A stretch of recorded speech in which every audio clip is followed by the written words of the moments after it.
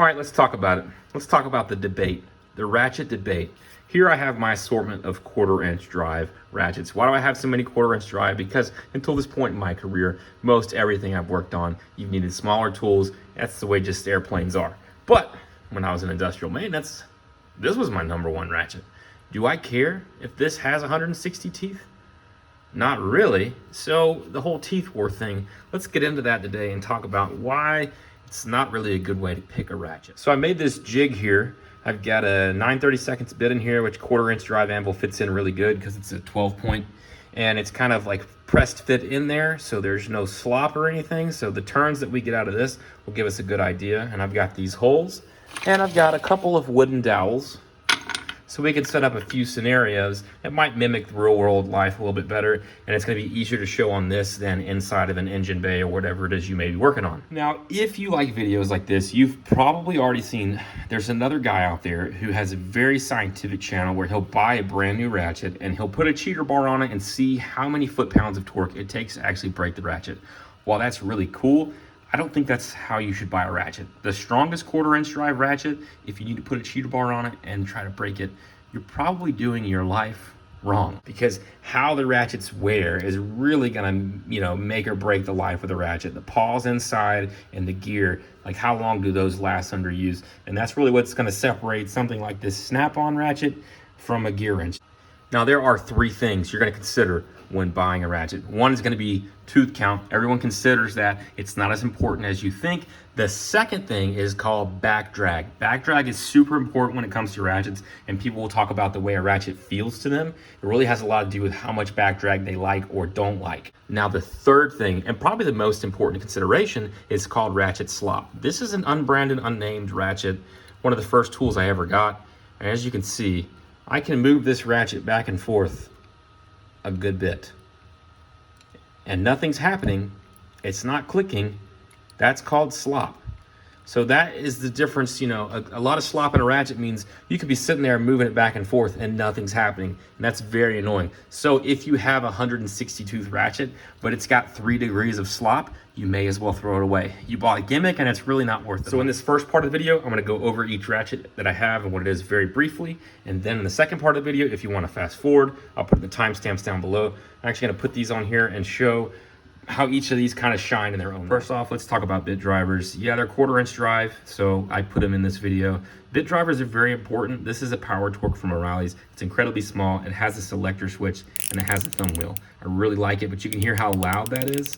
That loudness kind of means it's not as good of a ratchet. It's got a lot of back drag. Let's contrast that with this Gearwench. It's about 20 inches long. It's got a pivoting head, which is really nice, that locks into place, which is also really nice. And listen to this ratchet. See how much quieter that is? Generally, the quieter the ratchet, the less back drag it has. To me, if you're getting a bit driver, having that thumb drive is really nice. But on this 22-inch long thing right here, you're not gonna be able to get your thumb on the wheel to turn it, most likely. I've used this like 4 times, and every time I needed it, I was very glad I had it. This comes in the same set as the other Gearwench, has the same features. Oh, that's nice. This one I've used a whole lot. More into kind of the specialty specific ratchets. This is called a pass-through. This in particular is a 1/4-inch drive pass-through, so it's a lot smaller. What is a pass-through socket? When do you use it? If you know what a jack screw is, or maybe you're somebody who hangs conduit, and you've got like a really long piece of threaded stock, you can use these ratchets and go over the top of things and then get at different angles on it. A lot of the people that used to really love these have mostly been replaced by ratcheting wrenches, but they still have a time and a place where you might need to get over something and then down in a hole. Ratcheting wrench can't get down in a hole, where this, you can put extensions on it and different things. Next up, we have this snap-on low profile. There's not a lot to this ratchet. They keep it small. It has special sockets in it to keep this profile as shallow as possible. This is one of those tricky situations under a dash or in a hard to reach area. Again, it's a snap-on, so the ratchet's gonna be really nice. One of the sets where if you're under a dash a lot, or if you need to be in a tight spot, often this is gonna be one that saves you a lot of time and your knuckles. Next up, we've got this. This is actually a Proto brand, but the brand is rubbed off. There's a lot of different variants of this exact same ratchet. This is a 1/4 inch drive body, and this is a knuckle buster. So the way that it works is it's a regular ratchet, works normally, but if you spin the handle and hold the body, it turns into basically a manual drive version of a power ratchet. But basically, this can save you in a lot of situations, especially if you're down somewhere where you really can't get back and forth, and a electric ratchet might be too big. This is a really good one to have. Next up, this is a Steelman Pro. This claim to fame was the Cobra. This is one of the ones I kind of bought because of the tooth wars, 160 teeth. Really good feel, but it often does jump teeth and skip teeth. Next up, we have this Snap-on THLX72. This is a flex head ratchet, and the good thing about this flex head ratchet is it leaves you two options. You can lock it into place so that it doesn't move, or you can bring it down here and leave it where you can be free swinging, so you can go up and down as needed. And if you do need to lock it back into position, you have that selector switch. Snap-on ratchets feel the best to me. They're really nice. Snap-on overprices a lot of things, but Snap-on makes a good ratchet, and it's a lifetime warranty. Then we're going to go to this Gearwench 90 tooth long handle ratchet. If you notice, I am kind of partial to using these long handle ratchets. They're the dirtiest that I have. This Gearwench 90 tooth is really nice for me specifically. I prefer the Gearwench 90 over the Gearwench 120. They just feel better. I don't know what it is. And you can tell by the amount of use that this one has seen versus this one that the 90 tooth just, to me, has a better feel. And yes, I grease my ratchets. It is what it is. So not both of these have been reviewed. These are both Gearwenches. If you're just starting out, Gearwench is the best ratchet to me that you can start out with. It's not bad at all. Next up, we've got this Matco 88 tooth ratchet, 1/4 inch, shorter ratchet, comfort grip handle. I am partial to the comfort grip. Some people hate them, some people love them. I obviously love them. Can't hate on the Matco ratchet. They do feel pretty good. I feel like the back drag on these is a little bit higher. The Matco 88 series ratchet is a really good ratchet. It feels good in the hand, and that's kind of the difference between some of the consumer, prosumer versus actually professional tool. Is the professional tools, they really do feel better, and at the end of the day, you can tell. For me, when I use a comfort grip all day, my fingers don't hurt. If I use metal body ratchet all day, I can tell in my joints that it does make me a little bit more sore. That brings us to this guy, the Snap-on TH72 MP. This kind of ratchet is called an indexing ratchet. A lot of people have called this a Roto head ratchet. This is not a Roto head, it's an indexing ratchet. Snap-on ratchets are easily rebuildable. And listen to this. Oh, they're so great. Probably the second lowest back drag that I have of any ratchet, and virtually no slop, which that's what's make these so great. And this is the ratchet that I'm going to prove to you today why teeth count does not matter as much in 99.9% of all situations. So we talked a little bit about back drag. This is called a gearless ratchet. To change directions, you push the anvil through to the other side. So you've got left for taking something out, you've got right for tightening something. And the claim to fame on these is that as I turn it and you listen, it doesn't make any noise. So basically what that means is this ratchet is incredibly easy to move. There's not a lot of back drag. However, there is a little bit of slop. You can see it right there. The ratchet's not actually moving, but it's not engaging. So this is really good when you have a tight spot and you have a nut that you just really can't get with your fingers because it maybe is a lock nut. But if you have a ratchet that has back drag, you're just spinning that nut back and forth. This is one you can put in there and get that off with your fingers. So it's a really good one to have, and it's not an expensive tool. They have these at, I think this is a brand called Titan I got from AutoZone. This ratchet is more than 10 years old. And then to end this, we've got these are called Roto head ratchets. Now this particular brand is a Wera, and this version of the Roto head is my preferred. They do have Roto head ratchets that are free spinning, so they don't lock into position. So no matter how you use them, they're not set. I have busted my knuckles using the ones that don't lock, so I prefer something that locks. This locks obviously like a regular ratchet. You can put 15 degrees off center, and you can go all the way up to 45 degrees. The good thing about these ratchets is rather than rebuilding the head, you can just buy a new ratchet head and screw it in here. I think a new head for these is like $10. I have not replaced a Wera head, and this ratchet is probably 8 years old. It's very smooth. It's not quite to the level of the Snap-on Matco, but it's pretty close. I'd rate it above the Gearwench. You can do the selector switch and move them back and forth. Are they the strongest ratchets? No, they are not the strongest ratchets. That's not what they're for. But this one you can put on 90 to use as a nut driver. It has this sleeve and it sits there and it free spins, which is really nice. And this one is kind of a newer one. It was a gift. This is a tool company called Worth. I'm probably saying all these wrong. Every time I do a foreign tool, people tell me I'm saying it incorrectly. Now this one I like because it has this wheel. And the wheel basically lets it go to a free rotating roto head ratchet, but you can lock it at any position. And I like that because if I'm gonna put a little bit of pressure on it, I'm not gonna have it, when I'm breaking something free, have it do this number, and then I slam my knuckles into the side of the wall. Also, this one kind of the same thing as the Wera. You can use it as a nut driver, and because they know that, they have this button in the handle. And check that out. It's a T-handle. It's kind of cool. So again, that's from Worth Tool Company. As far as the ratchet has a lot of back drag. I'll give them credit, it's not broken in. All right, if you're still with us, thank you. Or if you left us on autoplay, I appreciate that too. So this is a 1/4 inch drive, 12-point socket. They fit perfectly, there's no slop, so it's a perfect fit, and it lets us see how many times a particular ratchet needs to engage something. And we can play around with these to see what tooth count really transfers to real world. Even more difficult for the ratchet. So as we previously established, this Cobra Steelman Pro 160 tooth ratchet, specifically in tight situations, can come into handy just because it has the added teeth count, but you will be there all day, right? 1, 2, 3, 4, 5, 6. Let's compare that with this 120 tooth from Gearwench. Turn the anvil to get it lined up.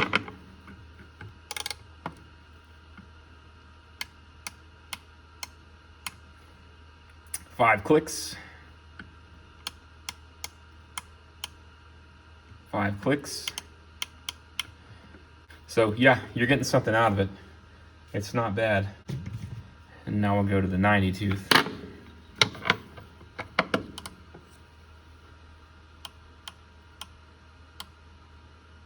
Four clicks versus 5.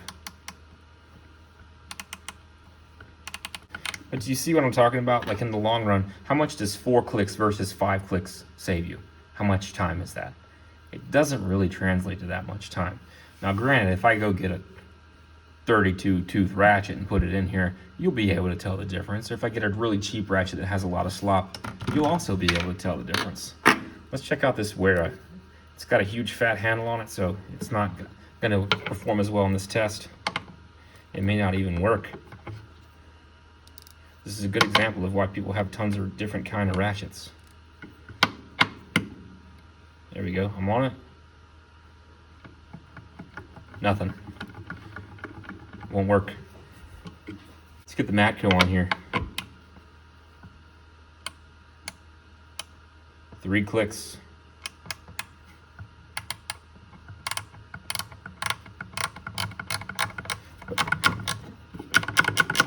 See this? Even with 3 clicks, you'll get that out. Maybe take an extra 30 seconds, but that's not a problem. Let's go to this gearless ratchet.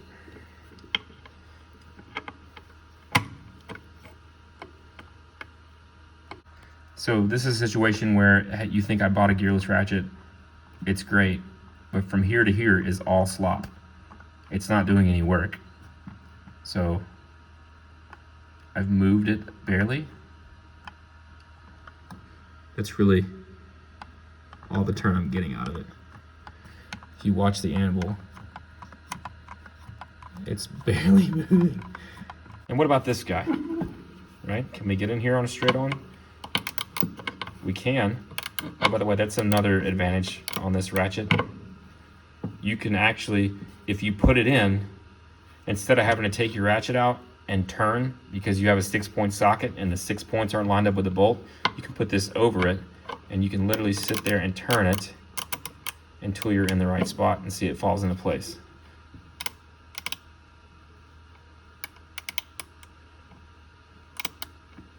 So yeah, this one's not bad. 72 tooth on this one. It's really just 2.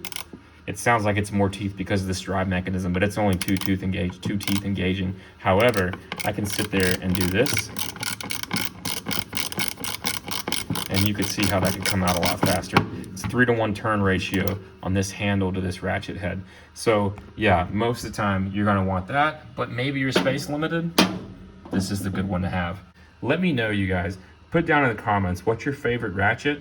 You like to see this kind of video? And do you think I'm merited in my love for Snap-on TH72 MP, which I think is the greatest ratchet of all time? They do have a 3/8 drive version. I use the Pittsburgh 3/8 drive version because it is significantly cheaper. So let's say, for the sake of this example, and I want to make the case for this induction ratchet a little bit more, is that, well, maybe you can't actually get a ratchet straight onto something. Off center to where you can get the body of the ratchet through here, but you're not going to get the anvil of the ratchet in the hole. And if you do, you're not going to be able to turn that, right? And now, when I did the previous video on this Snap-on TH72 MP, a lot of people commented, it's probably the most common thing, I just use an electric ratchet. Well, here's a situation where you're proven an electric ratchet just won't work. So here's kind of a straight over shot. You can see it a little bit better. Let's see if I can put my elbow on it and get this in frame. There we go. Your electric ratchet can't do that. This is really one of the only ratchets that can do this. Harbor Freight has a version in a 3/8 body, but in a 1/4" body, this is the only one. I really enjoy this ratchet, and yes, there are situations where you need this, and the ability to have this ratchet and do something like this, that can keep you from having to take another component off. There was a situation where I think it was an alternator bolt, and we were talking about having to pull part of the compressor to get an alternator bolt out, just because it was in a situation very similar to this, the way it was lined up. I think it was a Continental IO 550. We're able to use this and get down in the engine bay.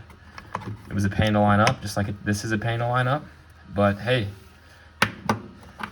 I'd rather spend an extra 30 seconds trying to fight it and get it on than having to take a whole other component off. So this is a really good tool.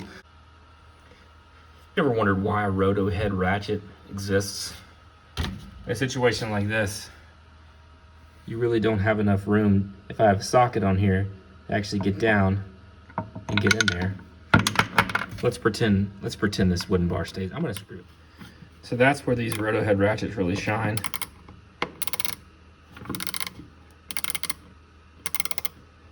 And then if you look at it here, you can actually see that we have a step. So lower, higher, higher, and it's hard to actually get on camera. So if we put this where it swings free, and a lot of them are sold that way, we can start in this position, and then as it gets in the way, we can finish going higher, and then we can go back down, and then up higher, and then higher. And that is way a Roto head ratchet really shines. How many situations where you're gonna have an obstacle above and below? Not that often. So if I didn't have this obstacle here, what I'm gonna use? I'm gonna use this ratchet, I'm gonna use an extension or a deep well socket. But what if there is something there that's in my way? Well, that's where these Roto head ratchets come into play. And a lot of people who have really long 1/2" drive, they may break something free and then you run out of room in the wheel well. But if you can swing away, you can get a few extra turns. And also, if you have a Roto head ratchet, once something has no torque on it, you can just sit there and loosen it like this, which is the fastest way possible versus that. So a Roto head ratchet is really good in that regard. All right, guys, so there you have it. That's kind of a basic overview of how these ratchets work, my collection of 1/4" ratchets, and probably way more than you ever wanted to know about 1/4" ratchets. If you like this video and you want to see more cool tools like this Wera Cyclone screwdriver, That's pretty weird, huh? You can see I use this a lot now that I see how dirty it is. Anyways, if you want to see more videos like this, please drop me a comment below. Hit that like button. Please subscribe to the channel. Really helps us out. And let me know what you guys think. What's your favorite 1/4 inch ratchet? And why is it not the TH72MP, which is my all-time favorite? And yes, for those of you asking, I do think Snap-on's coming out with a short handle version of this, so you don't have to chop it off yourself.